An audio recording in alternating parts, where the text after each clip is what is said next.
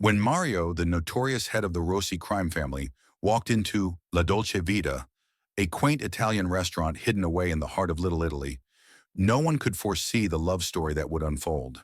His presence was like a storm cloud, dark and commanding, yet it was the unassuming waitress, Caterina, with her warm smile and gentle eyes, who would change his life forever. The restaurant was bustling with the usual evening crowd, the air thick with the aroma of garlic and basil. Caterina moved gracefully between tables, her laughter mingling with the clinking of glasses. She was the heart of La Dolce Vita, bringing joy to everyone she served. But tonight, the air shifted as Mario entered, his suit as black as the night outside, his gaze piercing, scanning the room like a predator. Caterina's eyes met his, and for a moment, time seemed to pause. She felt an inexplicable pull towards him, a curiosity that whispered of danger, yet intrigued her soul. She approached his table, her heart racing with an odd mixture of fear and fascination. "Welcome to La Dolce Vita, sir. What can I get for you this evening?" Her voice was steady, but her hands betrayed her, trembling slightly as she placed a menu before him. Mario looked up, his eyes dark and deep, locking onto hers. "Surprise me," he said, his voice smooth, yet carrying the weight of his hidden world. As she prepared his meal, Caterina couldn't shake the feeling that this man was not just another customer, but a puzzle she was meant to solve. She served him a dish not on the menu, a special her grandmother taught her, a testament to her heritage and love for cooking. Mario took a bite, and for the first time in what felt like ages, his expression softened. "This reminds me of home," he murmured, more to himself than to her, but Caterina heard.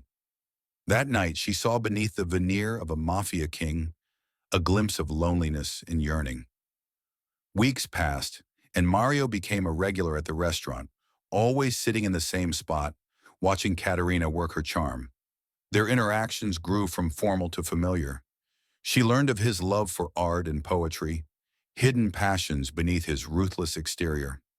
He spoke of Michelangelo's sculptures with the same reverence he had for his own power, revealing a side of him that yearned for beauty amidst chaos. Caterina, in turn, shared her love for the simple life, her dreams of owning a little bakery where she could bake with love, and her fierce love for her family, which included her ailing grandmother who had raised her. One evening after the restaurant had closed, Mario waited for her outside. The streets were quiet. The only sound was the distant hum of the city. "Walk with me?" he asked, offering her his arm. Caterina hesitated, the logical part of her mind screaming warnings, but her heart, now tied to this enigmatic man, led her forward. They walked through the cobblestone streets under the soft glow of street lamps, sharing stories and dreams. Mario spoke of his childhood in Italy, the beauty of the vineyards and the pain of losing his family to the life he now lived. He revealed how his father, once a simple winemaker, was dragged into the Mafia, leaving Mario with no choice but to follow. Caterina shared her hopes, her love for the simple life, and her fears of never breaking free from her small existence. But their budding romance was not without peril. Mario's world was one of shadows and danger, where loyalty was bought with blood and trust was a luxury. One night, after an intimate dinner at her place, where they shared more than just food, the reality of his life crashed into theirs. Rivals from a competing family attacked, bullets shattering the peace of the night. Mario shielded Caterina, his instincts kicking in, revealing the darkness of his life. She saw him not just as the lover, but as the Mafia Don, commanding respect and fear in equal measure.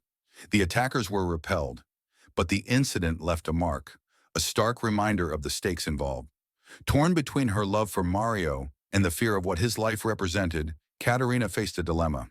She loved him, but could she live in his world?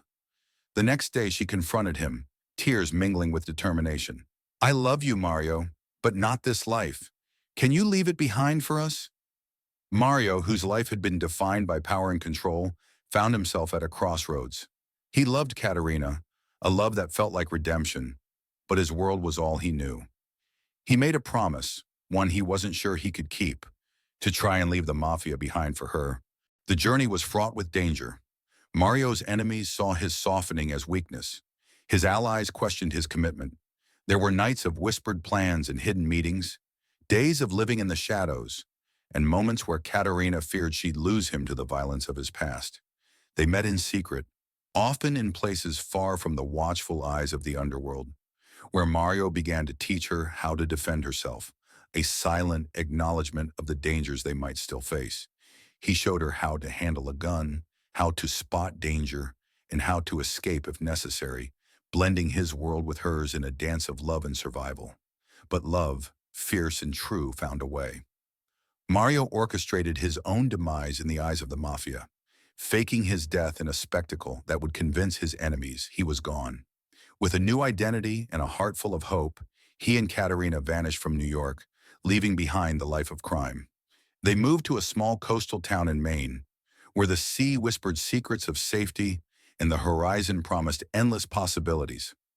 Here, Caterina opened her bakery, Casa di Caterina, living out her dream with Mario by her side, now known as Marco, a man of peace who found joy in painting and the simple life they built together. They embraced the anonymity, the freedom to live without looking over their shoulders, and the chance to love without the shadow of the Mafia looming large. Mario, or Marco, now spent his days painting, his art reflecting the light he found in Caterina, his muse. Together they raised two children, instilling in them the values of love, art, and the importance of choosing one's path. Yet the past isn't easily forgotten. One day, while Caterina was alone in the bakery, a figure from Mario's old life appeared, a ghost from the underworld named Giovanni, demanding retribution or allegiance. The confrontation was tense, filled with the threat of violence, but Caterina stood her ground, her love for Mario giving her courage. She spoke with a calm strength. "He's dead to that world. To you, he's dead. He chose life with me." When Mario returned, he found Caterina unscathed but shaken. The encounter was a reminder that some shadows never fully disappear. Yet it was also a testament to their love's strength. Together they faced this echo from the past, reaffirming their commitment to each other and their new life. Mario, with Caterina's knowledge, had prepared for such a day, ensuring they had allies even in this quiet town who would protect their peace. Years later, their story became a local legend, a tale of love that conquered darkness. Their bakery was a beacon of hope, where people came not just for the pastries, but for the story of how love could transform even the most hardened hearts. They had children who grew up knowing their father as an artist, their mother as a baker, and their parents' love story as one of the greatest tales of redemption and love. Mario, now Marco, never fully escaped the shadows of his past, but he learned to live with them, transforming fear into a protective embrace around his new family. Caterina, with her unending love, had not just saved him, but had given him a reason to live beyond the confines of his former life. They celebrated their love every day, not just in their marriage, but in the laughter of their children, the art on their walls, and the bread in their bakery. However, the peace was tested once more when news of a new, emerging mafia in New York, led by someone who knew Mario's true identity, reached them. It was a young, ambitious Don who saw Mario's disappearance as an opportunity to claim dominance. Faced with this new threat, Mario and Caterina decided not to run, but to stand their ground. They contacted old allies who had similarly left the life behind, creating a network of protection not through violence, but through unity and shared dreams of peace. The confrontation was inevitable but different this time. It wasn't about guns or violence, but about negotiation, about showing that even a man like Mario could change, could choose love and peace over power. The meeting was tense, but Mario, with Caterina by his side, spoke of his transformation, his love, and the life he had built. It was a moment of vulnerability that in the old world would have been his downfall, but here, in this new life, it was his strength. The young Don, moved by Mario's sincerity and seeing the potential for a new legacy, decided to honor Mario's choice, agreeing to peace under the condition that Mario would never return to New York. This agreement was sealed not with blood, but with a handshake, symbolizing a new era for both.